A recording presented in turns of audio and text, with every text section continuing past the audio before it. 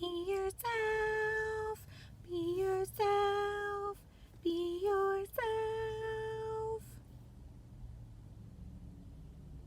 That's the second best part of that Ryan Reynolds movie, Just Friends. The first best part is when the mom is like, oh, not the him I just bought. That's the second best part, when she's singing at him to be himself. In the creepiest little voice in the whole world. And I feel like every single day we're inundated with this as like a message and encouragement and all of that stuff. And I always feel like that part from Friends where Chandler's like, I'm sure you're right, but why? Like, what? Okay, be yourself. Okay, deal. We will. Because we live in a culture that says, be yourself, be yourself, be yourself. And it goes, you're not like that. Gross. So I want to talk for a little bit about why being yourself actually is really important. This is the rest of the message that we don't get. This is the buried in the terms and conditions that we're not aware of. And this is what makes it seem, I feel like makes it seem not that important. I know a lot of people that are really busy at work or with their families or doing all sorts of other things. And if you're like, yeah, I think you need to focus more on just being yourself. Which, after we talk about it, I think you guys might feel the way that I do about it. But if you say that to someone who's balls deep in a to-do list or at the grocery store with 4 kids or on a deadline for something at work, they're going to be like, okay, Letta said, fine, sure, I'll get to that later, eventually, never. Or I'll work on it maybe, but I can't really because I'm busy. And so that's why I think it's so important to talk about, because we've diluted it into being this almost irritating platitude where it doesn't even mean anything anymore. It just makes you feel like you're not doing enough, and also is sort of one of those actionless things where you're it doesn't give me any instruction, point me in any type of direction, or help me in any way at all. So that's what I want to talk about. But first, we have to scooch moonwalk back into talking really briefly about vibrational energy, because it's really important for the rest of the stuff I'm going to talk about. And bear with me, because all of this stuff is bubbling up, sitting right here in one big pile. So I'm trying to at least bring it out one at a time in a way that makes sense and is helpful and doesn't just relieve me. Okay, so every single thing in the entire universe, you and me and plants, trees, air, planets, I don't know, a million other examples, everything vibrates. It vibrates at different frequencies, and it never doesn't vibrate. Something will vibrate very low or very, very, very high, but it doesn't stop vibrating. And it's because of the speed with which the molecules inside it are moving around determines its vibrational energy, its vibrational speed. Okay?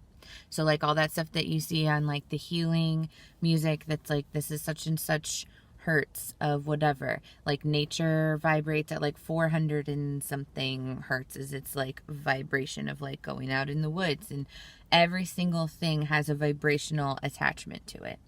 And because we are living, because we are incarnated, we are constantly co-creating. So it's your vibration and someone else's vibration will kind of blend together and make its own third vibration, if that makes sense, okay? And each of you are affecting the other's vibration and vice versa. We're always interacting with things, right? The vibration of something or the energy of something changes just due to the fact that it's being observed, and we're the same. And so every single thing that you consume, look at, think about, what everything on every level contains some amount of vibration, right? And it's always affecting yours, and you're always affecting it, and we're always doing this co-creative dance with each other, no matter what the thing is, right? And so the idea behind that phrase that I'm sure you've heard, what you want wants you, is that if you distill yourself down to your purest vibration of what is inherently you, your most authentic vibration, the be yourself part, right? You being very authentic holds its own energetic frequency, holds its own code, I guess. Its own like precise energetic space.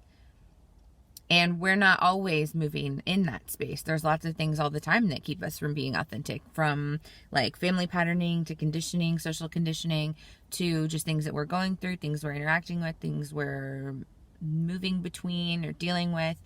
And so the idea of all of this like spiritual homeworky type stuff, or this learning about yourself type stuff, or things like detoxing or therapy or learning about yourself or any of that stuff, the idea behind that is to distill yourself and purify yourself down to that essential vibration that you carry, like in your heart, your own energetic signature.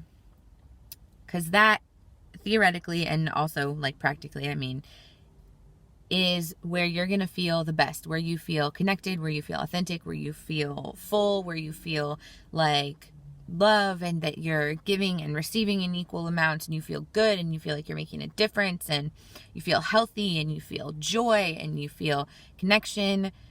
That's what that is, and that's what most people are trying to be able to stay in for the most part, right? To be able to hang out in that energy and in that vibration, because the part of law of attraction that people don't talk about as much, I feel like, is it's not like a hack. It's not like a tool or like a trick or like you figured out the code or the vending machine thing. Law of attraction is explaining to you how something works. We're all part of this big infinite universe full of systems and all sorts of stuff, and law of attraction isn't any different than gravity. It's something that is happening all the time. Like, it's not like, oh, it's working, oh, it's not working. Like, oh, gravity's not working today. Like, that's not the point of it. The point of studying law of attraction is to learn something that's happening all the time so that you can monitor your participation in it and be aware of how you're co-creating these things all the time, right? And so the law of attraction is telling you that you're going to attract and experience things within a similar or the exact vibrational frequency to what you're holding within yourself and within your energy field, right? So law of attraction is supposed to be helping you go, oh my gosh, like what do I have going on that's bringing these things into and out of my experience, and how do I shift what I have going on to bring things into my experience that align more with what feels authentic to me. That is the point of law of attraction. And that's what we're doing with law of attraction, because what you want does want you. But if you are chilling, if what you want is like this specific vibration and you're hanging out in this other vibration of this, like things are moving towards and away from each other all the time. But if you're not hanging out in the same, it's like waiting in the waiting room of like the wrong place. You're in the lobby of the hotel where none of your stuff is. Which is fine. But if you hang out there and are pissed off and mad because you think something's broken, then none of your stuff's there when you're not even in the right hotel. It's like, I mean, that's not, you can be as mad as you want. It's not going to be different until we kind of like go within and explore and then change that. And then you start to notice like the shifts and the frequency changes. But the thing is, it's not like an immediate overnight thing.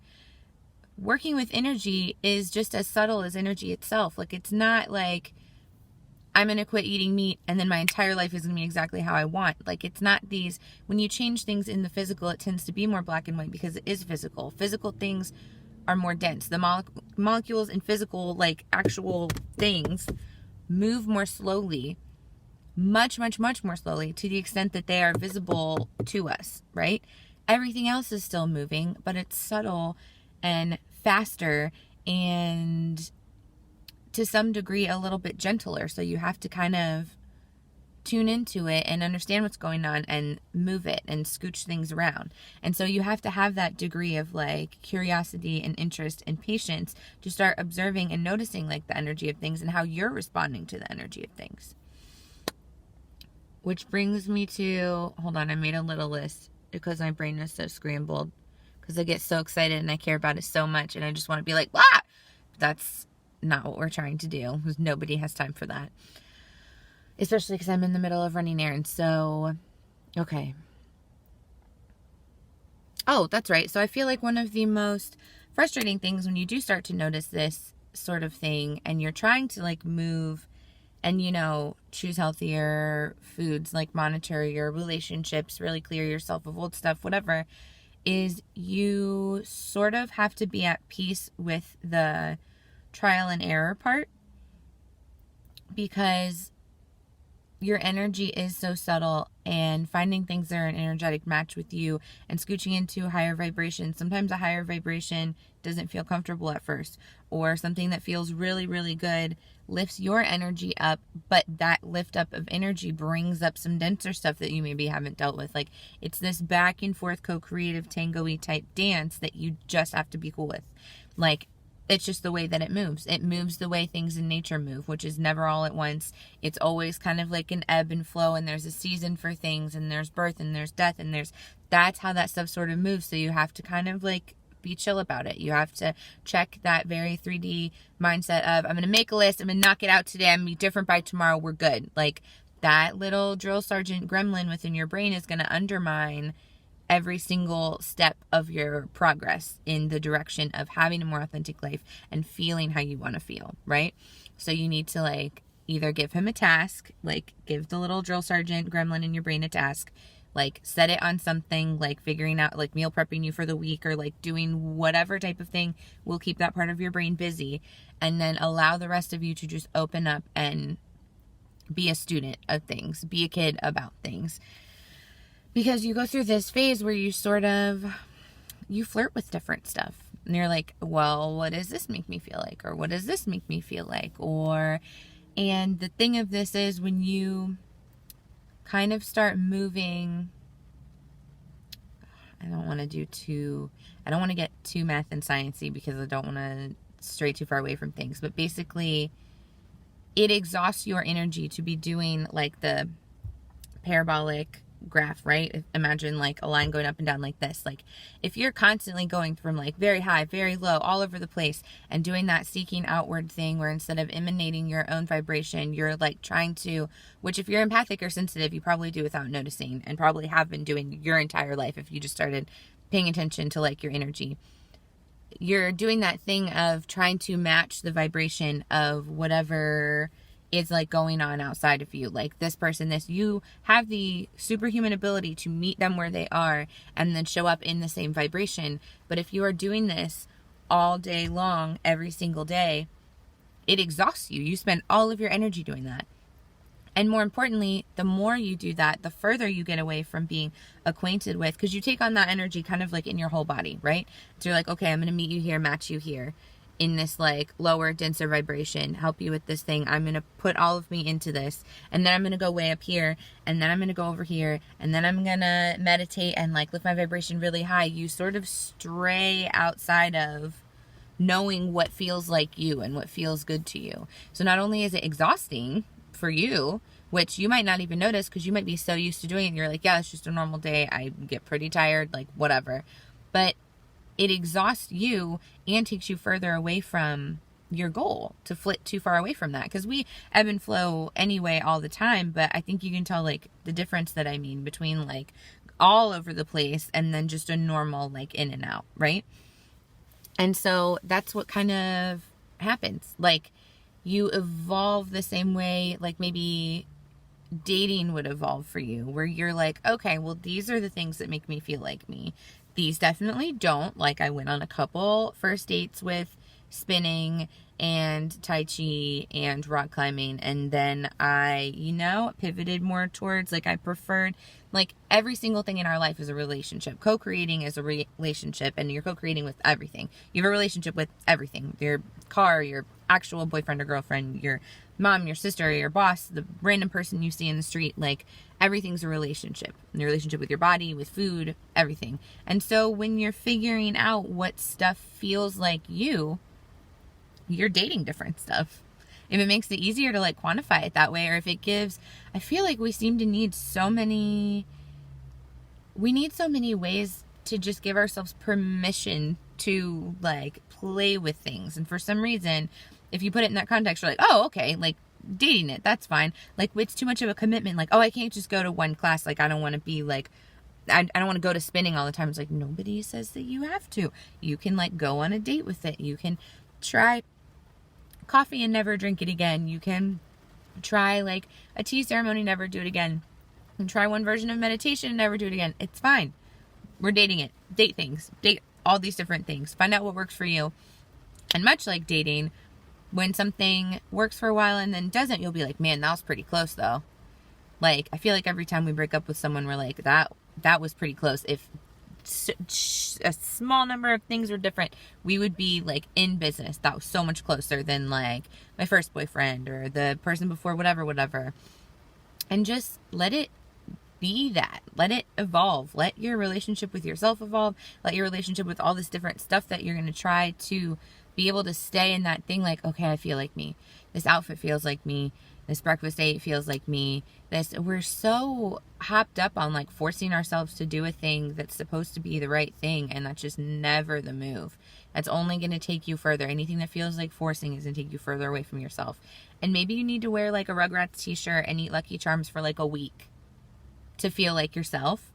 And then if you want to pivot and make choices from that, that's fine. That could be what you need in that moment to feel most like you and feeling most like you again. Maybe you need to like time travel all the way back to last time you felt like yourself, and that's what that's going to do. And if you're sitting there being a jerk to yourself, being like, I can't eat Lucky Charms, then it's just going to take longer because you're always trying to talk to you. Like I think I said in the last video, the Kermit meme thing, like it's always you to you. You're always trying to help you get back to feeling like yourself, attracting more things that feel like yourself, and creating a whole entire life where everything that you do and touch and feel and smell makes you more of yourself.